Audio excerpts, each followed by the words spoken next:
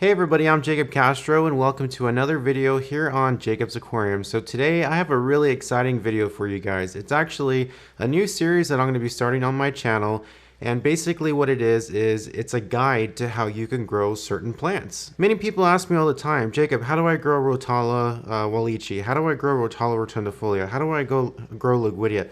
How do I grow Amazon swords? And almost always I have to, write a paragraph and explain to these people, well, it requires CO2, or requires nutrients, make sure you have nutrient-rich substrate, all these things, and I figured, wouldn't it be better if I just made a video for each individual plant explaining exactly how to grow them, what they require to grow, and how they grow, and pretty much give everybody the answers to their questions. So in every video that we make, there's going to be 4 different topics that we discuss about every plant, and they are its growth habits, color, compatibility, and how to propagate it. So we're going to start the series off with one of my favorite plants, and in my opinion, one of the more beautiful looking plants, Rotala Wallichii. Now, given the right conditions, Rotala Wallichii will grow fast. This plant relies heavily on light, CO2, and nutrients to thrive.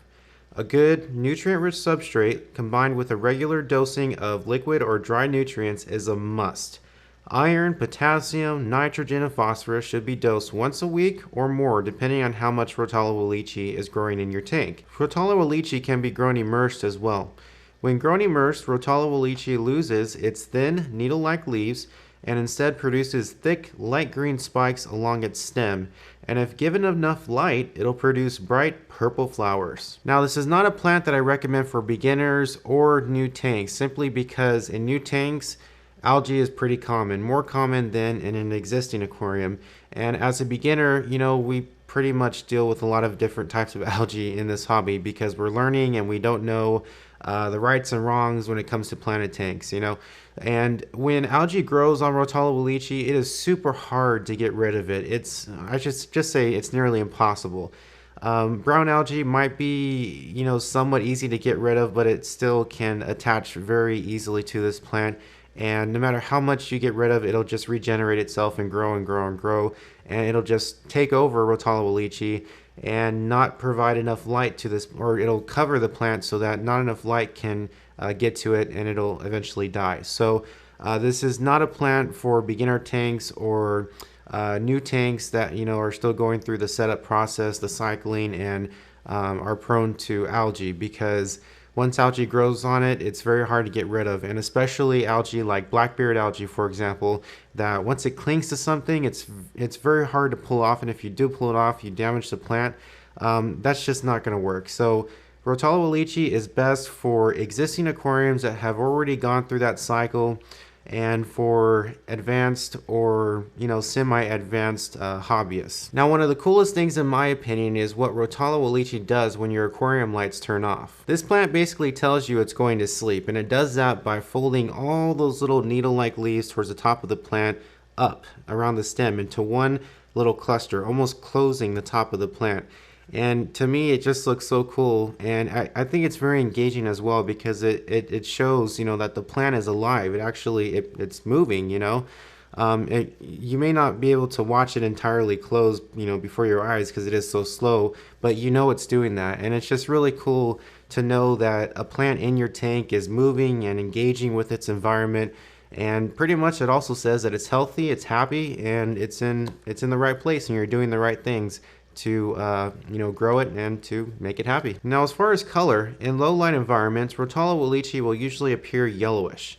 So if you're trying to achieve red or pink coloration with this plant, it must be grown under high light. You can achieve a high light tank by illuminating the growing area with 2 or more light fixtures.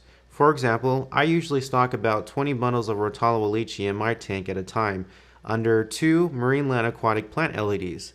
I also inject CO2 and a steady stream of nutrients twice a week, and it grows pretty fast for me. It also develops its pinkish red coloration at any height in my tank. So those with low light tanks may only have success turning this plant pink or red once it grows close to your light fixtures, but for those with high light tanks, you can expect that pink or red coloration at any height. Now we move on to compatibility. I've found Rotala Wallichii to be compatible with a wide variety of aquarium fish like tetras, gouramis, and even some invertebrates. However, Fish like Siamese algae eaters, platies, and other nippy fish cannot be housed with this plant. What usually happens is these nippy fish will peck at those needle-like leaves, eventually removing them all, leaving you with just the stem. And of course, it can't be grown this way, so it eventually dies. So pair this plant with small, non-nippy fish and invertebrates like neon tetras or ghost shrimp. Now, similar to most stem plants, Rotala Wallichii is very easy to propagate. All you have to do is cut a stem off and then push that stem down into your substrate, nutrient-rich substrate of course, and that stem will eventually produce roots and grow a whole nother portion of Rotala Wallichii. And the stem that you cut on your original plant will branch out and produce even more stems of Rotala Wallichii as well. So you get a lot of stems each time you propagate. And not only can you get a bunch of stems to then propagate even more and make more Rotala Wallichii, but as you cut the plant, it makes it look thicker and fuller because it produces about 3 or 4 stems per cut on every stem. So you can get a very dense pack of Rotala Wallichii fairly quickly.